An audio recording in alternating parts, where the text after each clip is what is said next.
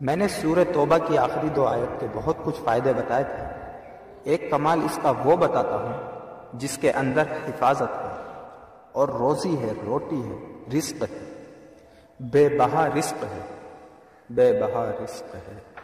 اور وہ سنیے گا غور سے، میں یہ محدثین کی روایت کے ساتھ فقہا کی میں آپ کو ایک واقعہ بیان کر رہا ہوں، اسی کے ساتھ ہی یہ واقعہ ہے، اسی کی یہ فضیلت ہے اور اسی کے اندر اس کا فائدہ ہے۔ ذرا غور سے سنیں۔ واقعہ یہ تھا، ایک صاحب کہتے ہیں کہ میں بہت مالدار تھا، بہت مالدار، اور میرا بہت بڑا کاروبار تھا، بہت بڑے بزنس مین تھے۔ میرے پاس ایک باندی آئی، مجھے اس سے بہت محبت ہو گئی، حتیٰ کہ اس کی محبت میں اپنے کاروبار کو بھول گئے، سب کچھ بھول گئے۔ اس کی محبت میں سب کچھ اس قدر بھولا کہ آہستہ آہستہ میرا کاروبار نیچے جانا شروع ہو گیا، اور نیچے جاتے جاتے جاتے میری ہر چیز ختم ہو گئی، حتیٰ کہ میں اپنے گھر کو بیچنے لگ گیا، گھر کی چیزیں اٹھا اٹھا کر بیچنے لگ گیا۔ پھر یہاں تک کہ ایک دن آیا کہ وہ سب چیزیں ختم ہو گئیں اور میں نے گھر کے ملبے کو بیچنا شروع کر دیا۔ اینٹیں ہیں، فلاں چیزیں ہیں، فلاں چیزیں ہیں، وغیرہ وغیرہ، توڑ توڑ کے پورا گھر بیچ دیا۔ میں نے اپنا گھر اتنا باقی رکھا کہ بس مجھے سر چھپانے کی جگہ باقی رہی۔ زچگی کا وقت تھا۔ میری بیوی نے مجھے کہا، کہیں سے گوشت لے آ، کہیں سے شہد لے آ، کہیں سے آٹا لے آ، میری ضرورت ہے۔ اور میں بیوی کو حسرت کی نظر سے دیکھ رہا تھا۔ میرے پاس کچھ نہیں تھا، میں اسی کی محبت میں، اسی باندھی کے عشق میں، اس میں تو میں سب کچھ ختم کر چکا تھا، سب لٹا بیٹھا تھا۔ پھرتے ہیں میر خوار کوئی پوچھتا نہیں، پھرتے ہیں میر خوار کوئی پوچھتا نہیں، اس عاشقی میں عزت سادات بھی گئی۔ سب کچھ ختم، اور پتہ نہیں میرے دل میں کیا آیا، میں گھر سے نکلا گھر سے، اور میرے اندر ایک کیفیت آئی کہ میں اس گھر میں اس وقت تک نہیں گھسوں گا جب تک میں اپنی بیوی کے لیے کچھ کر نہ لوں۔ بس میرے اندر یہ کیفیت آئی اور میں گھر سے نکلا۔ میری کوئی منزل نہیں تھی۔ ایک شہر میں گیا، اس سے اگلے شہر میں گیا، اس سے اگلے شہر میں گیا، مہینوں کا سفر کر کے ایک جگہ گیا۔ ایک جگہ جا کر میں نے مزدوری کرنا شروع کر دی۔ کہا کہ میں ایک مالک کے گھر گیا، اس کا گارا اٹھانا تھا، اینٹیں بنانی تھی، گارا اٹھانا تھا، اینٹیں بنانی تھی، اس کے گھر کا کام کرنا تھا، پر تھا کوئی درویش۔ ایسے دیکھ کے مجھے کہنے لگا، بیوی کو گوشت، شہد، آٹا تو دے آتا، ایسے ہی چھوڑ کے آ گیا۔ اچھا، اللہ پاک تیری حفاظت کرے گا، تو ایسا کر، تو لقد جاءکم پڑھتے رہے، تیرے کام بن جائیں گے۔ کہا کہ اس کی بات سے مجھے جھٹکا لگا کہ یہ بیوی والا واقعہ، یہ آٹے والا واقعہ، یہ گوشت والا واقعہ تو صرف مجھے پتہ ہے، اور میں اپنی بیوی کی ضروریات میں مارا ہوا ہوں، تھکا ہوا ہوں، اس کو کیسے خبر ہے؟ اس کو تو پتہ نہیں۔ اس کی اس بات نے مجھے چونکا دیا، ہلا دیا۔ میں نے مزدوری کی، چلا آیا۔ پھر میں کبھی کبھی یہ پڑھتا رہتا تھا، اس کی بات یاد آتی تو میں پڑھتا رہتا۔ سال ہا سال گزرتے گئے۔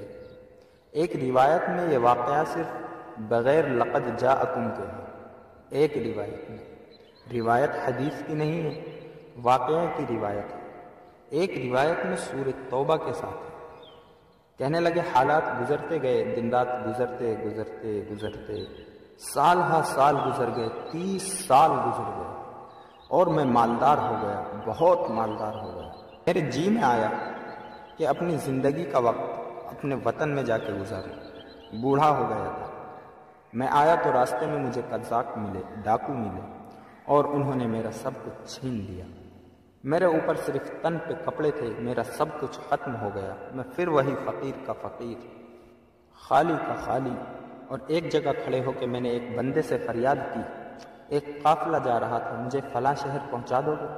میں اس شہر کا رہنے والا ہوں،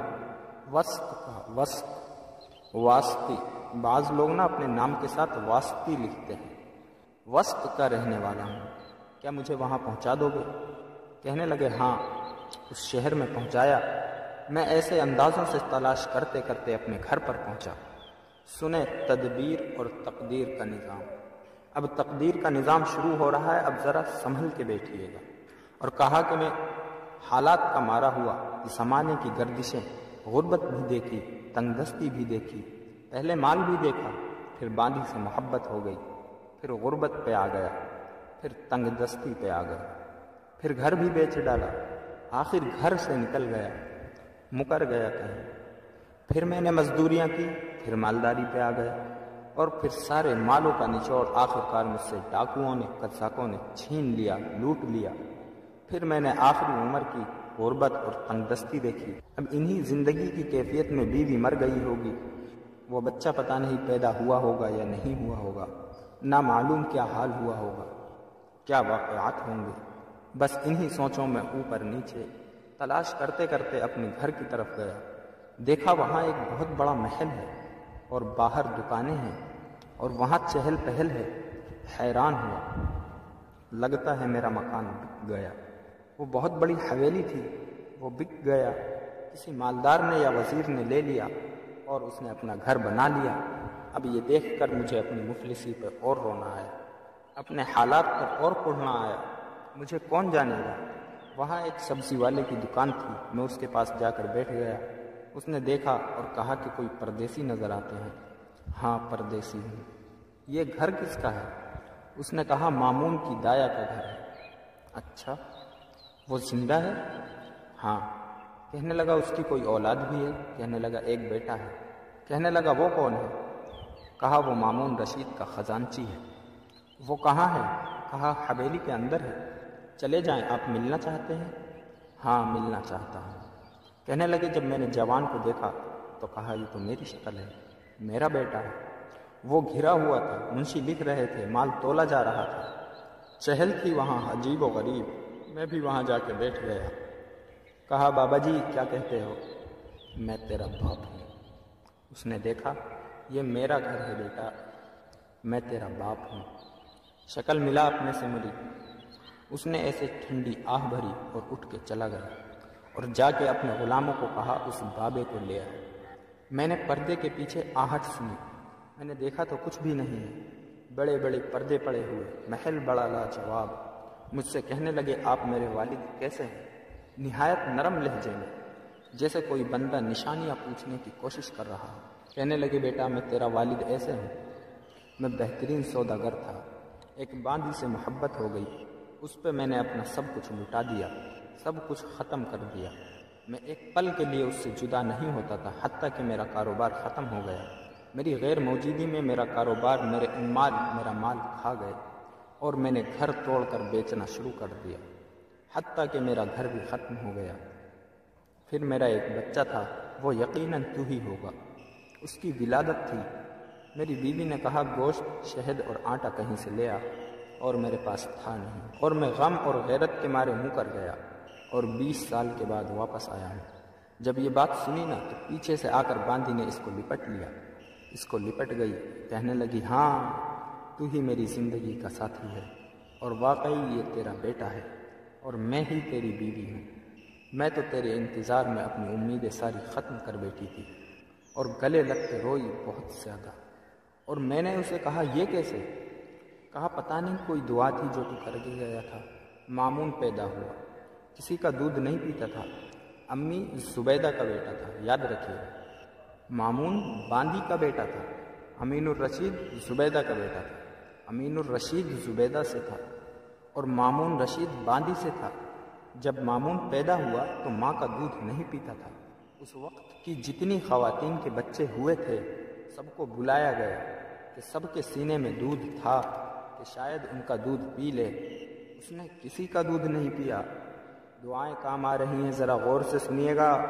تقدیر غالب ہو رہی ہے، اس میں روزی ہے، اس میں حفاظت ہے، اس آیت میں برکت ہے، اس آیت میں کفایت ہے، اس آیت میں کفالت ہے، اس آیت میں غیبی نظام وابستہ ہے، غیبی نظام ہے اس آیت میں۔ امید ہے کہ آپ نے پچھلے درس سے اب تک اس آیت کو یاد کر لیا ہوگا۔ جن کو یاد نہیں اور جن کو میری طرح یاد ہے، میں بھی زیر زبر ٹھیک کروں اور آپ بھی زیر زبر ٹھیک کریں۔ امید ہے آپ نے یاد کر لیا ہوگا۔ اور کہا کہ پھر مجھے بلایا گیا اور کہا جب میں نے مامون کو دودھ پلایا تو مامون نے دودھ پینا شروع کر دیا۔ بس ایک پل میں میری حیثیت شاہی دائیا کی بن گئی، میری حیثیت شاہی ہو گئی۔ غربت کی ماری، تنگدستی کی ماری، ایڑیاں رگڑ رگڑ کے بچہ جنا تھا، اب میرا بچہ بھی مامون کے ساتھ پل رہا، اور میں بھی بادشاہ ہارون کے گھر میں پل رہی۔ ہارون کے بچے کو دودھ کی ضرورت ہے اور میرے بغیر دودھ ملتا نہیں۔ ایک طرف سے اپنے بچے کو دودھ پلاتی تھی، ایک طرف سے مامون کو دودھ پلاتی تھی۔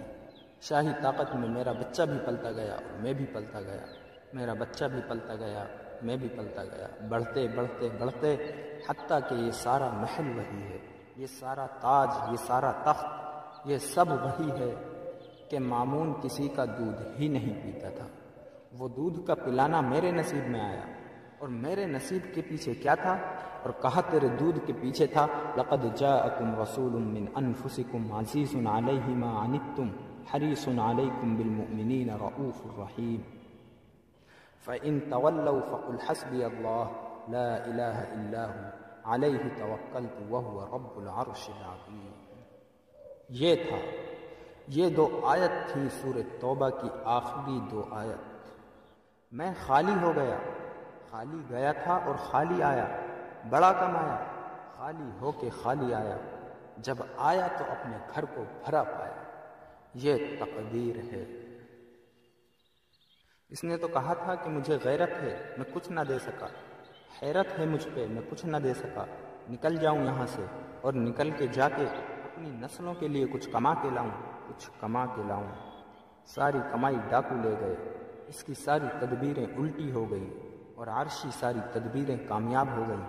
میرا اللہ کہتا ہے میرے بندے، میں کسی کا احسان نہیں رکھتا، میں کسی بندے کا احسان لوٹاتا ہوں۔ تو نے میرا نام پڑھا ہے، اور میرے حبیب کے اوپر تو نے اتنی برکت والا نام، یہ دنیا کی سب سے بڑی نعت ہے، یہ قرآن کی نعت ہے، والضحیٰ نعت ہے، واللیل نعت ہے، یا ایہا المدثر نعت ہے، یا ایہا المزمل نعت ہے۔